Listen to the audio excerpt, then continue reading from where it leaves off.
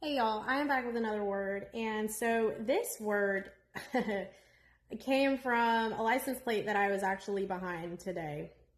And this is kind of like a warning for those that God is blessing you financially. Like He is about to be making you the lender, right?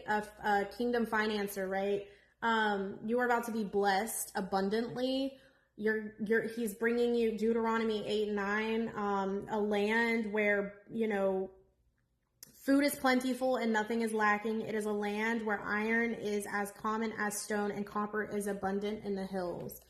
This actually brings me back to a dream that I had like a year ago or so, actually maybe 2 years ago. And yeah, this was when God was first growing me in my gifts, trying to teach me how to interpret my dreams. But at the time, I wasn't as advanced in being able to interpret the dreams, so I didn't really know what it meant. But it was like this big semi truck that had turned the corner on my street, right? And it like dumped over, like the whole the semi where everything was at, like dumped over, and all these copper bunny rabbits started hopping out.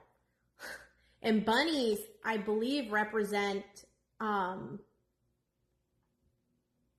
I think of bunnies, I don't know why I think of like abundance, because I think of like Easter, and I think of like,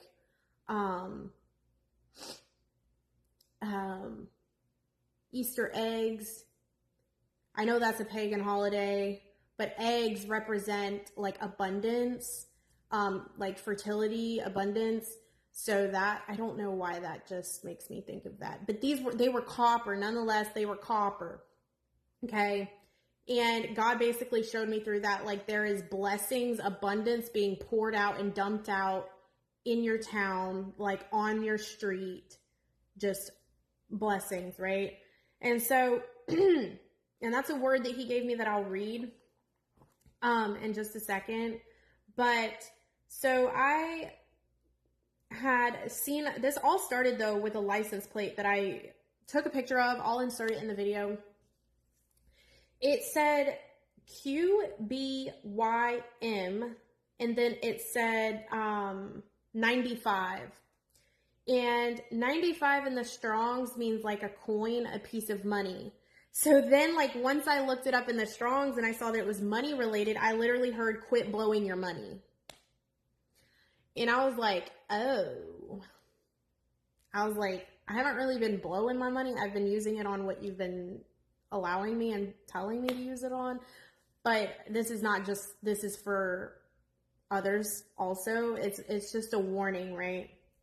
And so I was taken to Proverbs 11:15. I've never read this before. And also, I had gotten the number 843, which means blessed and happy. 1157, lender, money lender. So yes, He's making you, for who this is for, a lender, a money lender, right? You will no longer borrow money, but He is going to make you the lender, that you are promoted. I just put out a word a few weeks ago, like the promotion, with the Cinderella word, He is promoting you to a kingdom financer, and you're about to be blessed abundantly and happy, because again, Deuteronomy 8:9, the land where He's bringing you is going to be just blessings, abundance, more than you need, which is why you'll be able to lend to others. But this is the warning part. It says, Proverbs 11:15. Proverbs 11:15. It says, whoever guarantees to pay what somebody else owes will suffer.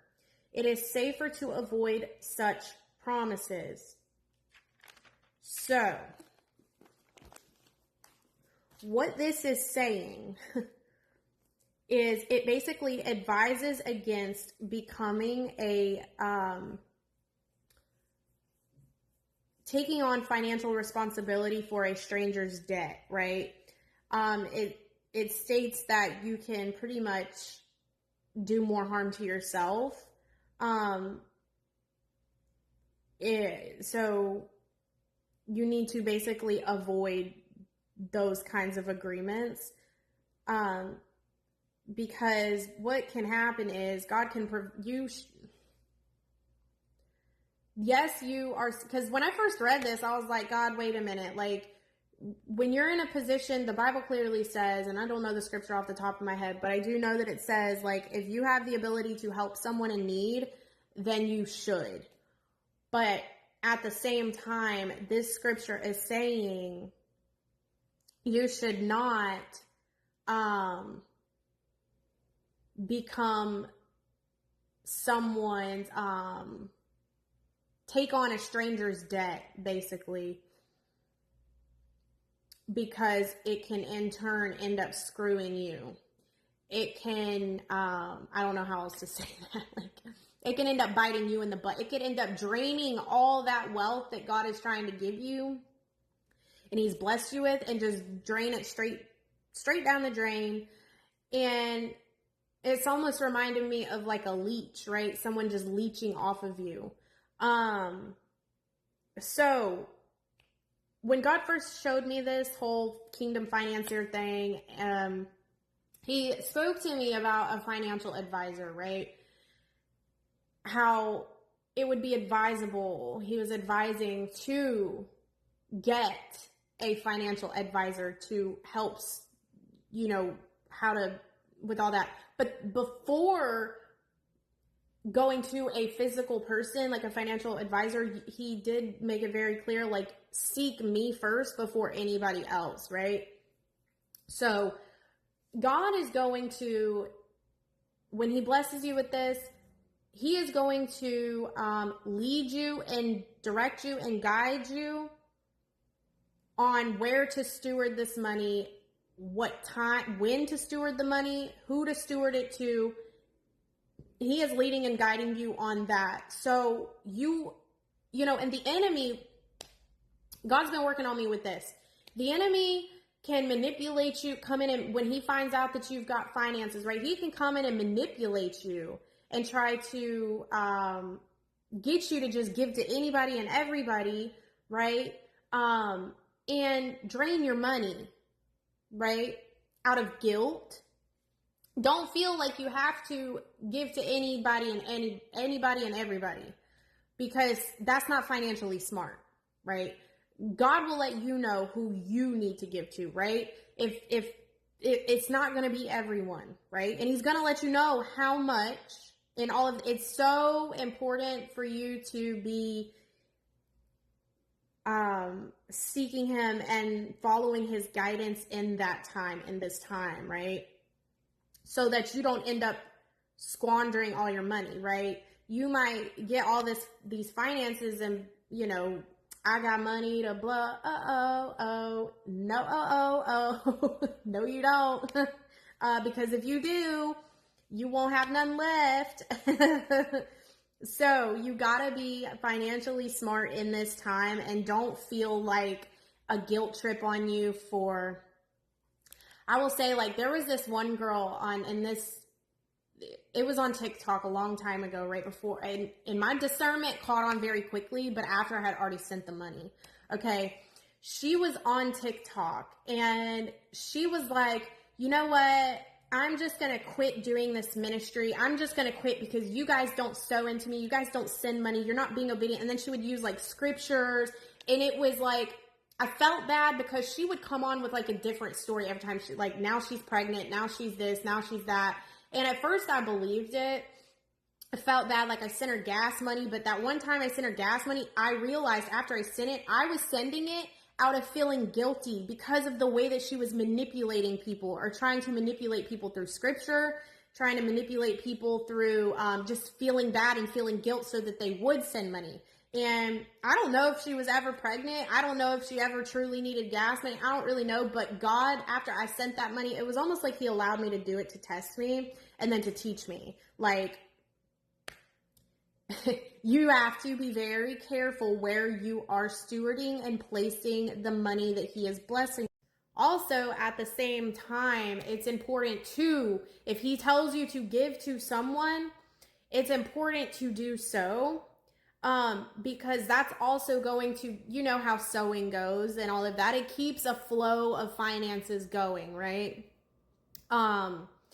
So that's also, it's just your obedience is better than sacrifice, and your obedience is what's going to continue to keep things moving in this time.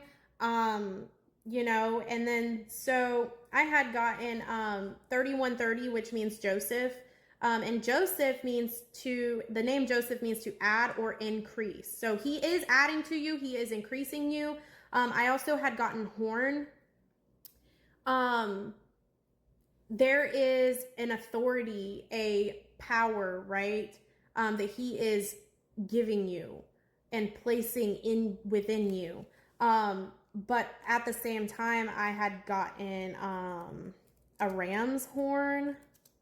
Aside from that, you know, when Abraham was going to sacrifice his son Isaac, but there was a ram put in place of it, where he didn't have to. God may test you, right? He may place you in a position and then a ram in the bush moment, right? At the last second. So it's very important in this time to just be obedient. And another thing that I'm learning that is so important is like knowing the authority and the power that you hold. Like, I'm seeing us as like the generation, like our family prior to generations prior to us, right? They missed the mark. It almost seems like the Israelites wandered for 40 years. I feel like that's generations behind us. They missed the mark. And so now here we are, right? We are in a year of Jubilee as well, a time of Jubilee. So it kind of makes sense. We are that, and God's a covenant keeping God, right? So it's kind of important to know where your lineage is from, and to know who you are, right? You have an inheritance that you're walking into that's owed to you because God said so a long time ago, right? And he's a promise keeping God, a covenant keeping God. And so truthfully, like, we're stepping into what I feel like it's what our grandparents and like generations behind us missed, right? And so we're now stepping into that, and it's going to be through obedience. Like we're going to see the promised land that they couldn't quite make it to. That's how I'm seeing it. And I don't know, like, it's crazy some people wouldn't see that, but it's like, if God made promises to people a long time ago, and we live in the same earth, right, that they lived in, and we are from their bloodlines, and if God made a promise on that bloodline, and we're a part of that, just generations down, like, we have some sort of inheritance, you know? And I don't know, that hit me today. I'm like, we all hold different inheritance, promises, and all of that, and we are all about, like, a lot of us are stepping into that, right? What God has promised, things that he's promised now, things that he promised a long time ago, like. And so, but aside from that, don't blow your money. Quit. Just don't blow your money on things that don't feel obligated. Don't just give because you feel obligated. Don't just give because you might get a guilt trip on you where you feel guilty if you don't. God will not lead you to give to anyone and everyone that you see. So just seek him on who, what, when, where, why, how, all of it, right? And he will lead you and guide you. So yeah, that's the word for today. Let me read the word that comes with this. Hello. This is from 111:24, which is interesting because he led me to that number today for another purpose. It says, "It is here, it is time, kingdom royalty, kingdom wealth. Your reward is here. You have a thick abundance of fruit ready to be harvested. This is happening immediately, no delay. Oh, the urgency. Out of season fruit, ripe and ready." I still don't 100% understand the out of season fruit, but I'm going to have to sit on that. "I have reserved and prepared your seat at the table where you will sit and feast and reign with me, right in front of your enemies and naysayers." This is going back to the Cinderella word. Not the second one the first one that I had posted about coming into agreement with wealth and all of that, and then coming out of agreement with poverty and lack and the first initial one. I believe that's what this is reminding me of, because I had said in it, or God had said, Cinderella was in lack until she wasn't. She went to sleep poor and woke up walking into wealth and royalty.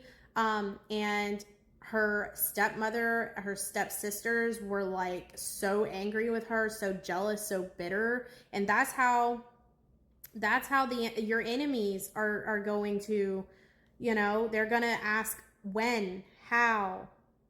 Confused, jealous, envious, with so many questions. You must not be boastful or prideful or arrogant when this happens for you. Just like with Cinderella. Cinderella was not boastful. She was not prideful. She actually forgave them for everything. And she walked with such class and virtue. And that's how he wants you to,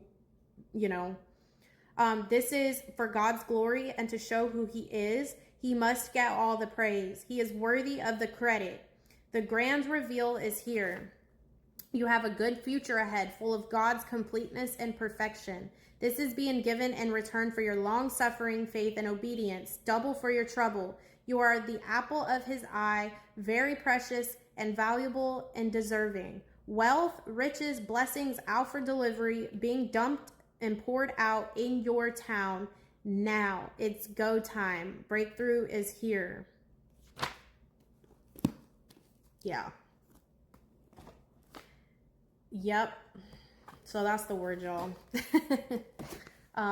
Comes with warning, instruction, and encouragement. So yeah, if y'all feel led to sow into this, sow with purpose. I've been feeling led to say that lately, sow with intent and sow with purpose. Sow with a number, right, that has purpose behind it. Sow with not only with the number, but write out in the seed that you sow what it's being sown for, right? God says, write it out, make it plain. So if he leads you to sow, do so with intent, right?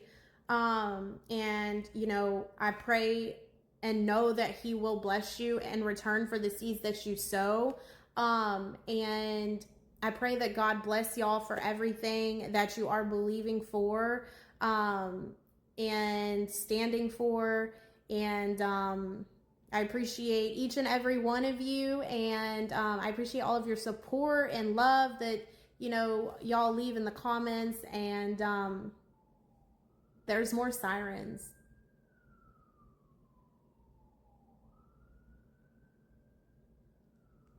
Oh, the urgency. I've been hearing sirens all morning. 911 urgency, urgency. It's here. Y'all be ready. Take it back to God too. Go sit with God on this, because it's not for everyone right now, right? So take it back to God. But yeah, y'all have a blessed rest of your day, and I will see you on my next video. Okay.